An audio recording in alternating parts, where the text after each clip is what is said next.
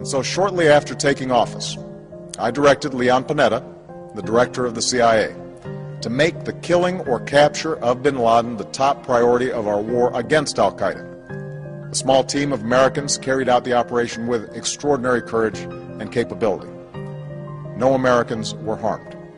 They took care to avoid civilian casualties. After a firefight, they killed Osama bin Laden and took custody of his body.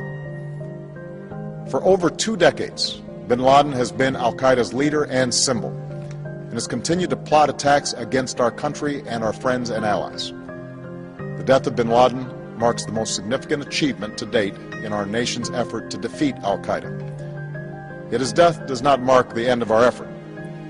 There's no doubt that al-Qaeda will continue to pursue attacks against us. We must, and we will, remain vigilant at home and abroad.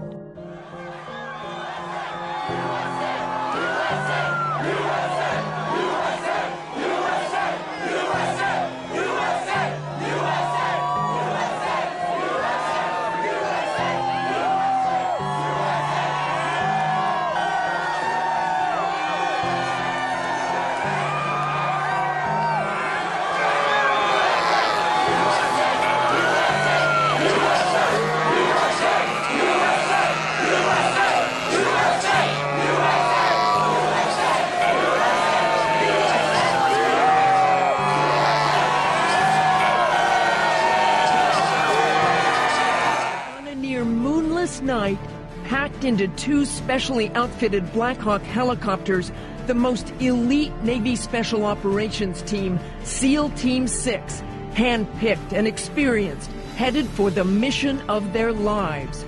The target, this sprawling compound surrounded by walls reaching nearly 20 feet high at points.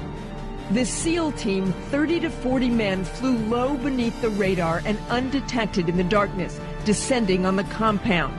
The plan was to rappel from the helicopter. On the ground, now nearly 40 minutes, the SEALs climbed the stairs to the upper floors, and there he was, staring right at them. Those deadly brown eyes, the beard, a man well over 6 feet tall. This had to be bin Laden. The SEALs shouted for bin Laden to surrender. He resisted. They aimed straight for his head, giving the weapon a double tap of the trigger, as they are trained to do, to ensure they got him. At least one of the bullets entered just above his left eye. While a group of SEALs searched the house, grabbing computer hard drives and whatever else they could find, others grabbed bin Laden's body, carrying it through the compound and loading it onto the helicopter. There was real nervousness as the president and his top advisors watched in real-time visual footage of the operation, likely in night vision from a drone aircraft, watching SEALs maneuver around the compound and blow up the helicopter they had to leave behind. Panetta was on a corner of the screen explaining to the president and his team what they were watching.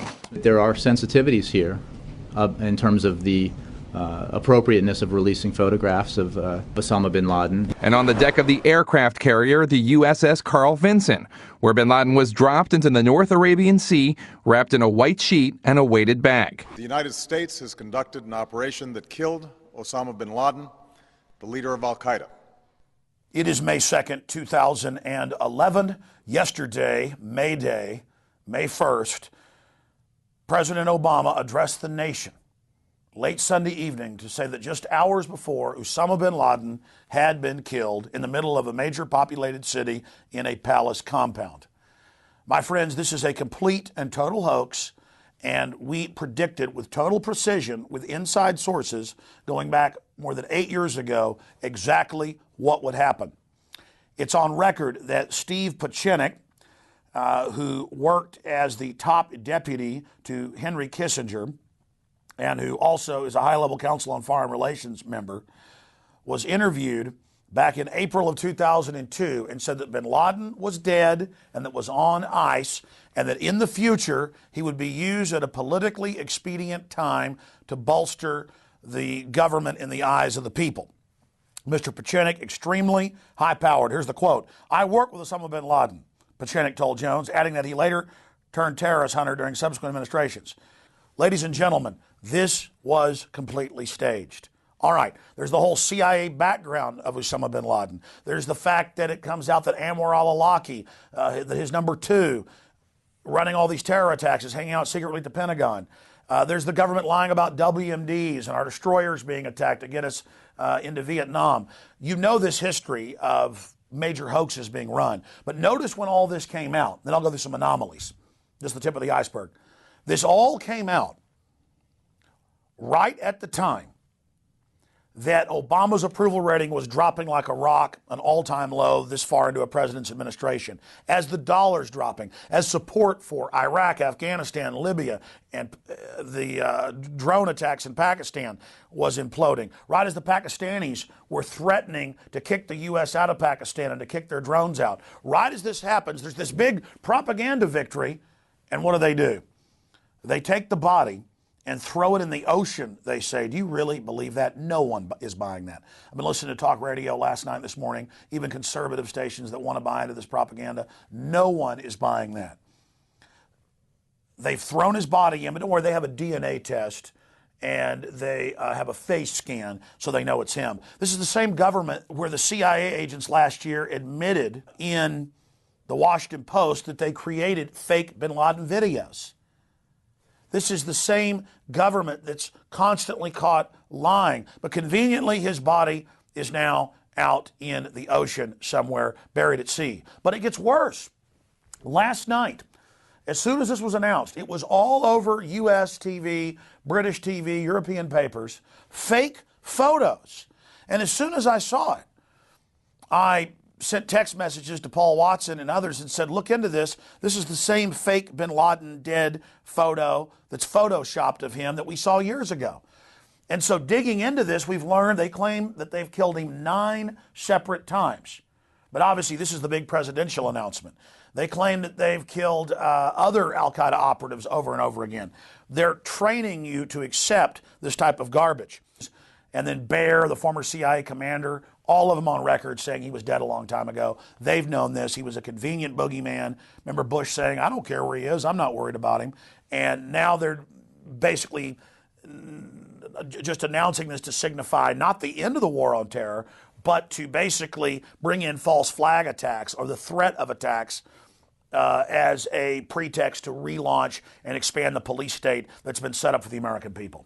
All the usual suspects, the Adam Gadon, the grandson of the former head of the ADL, the Zawahiri, all of them are running around saying, we're going to get you. And Khalid Sheikh Mohammed is saying from Guantanamo that if they kill bin Laden, nukes will go off.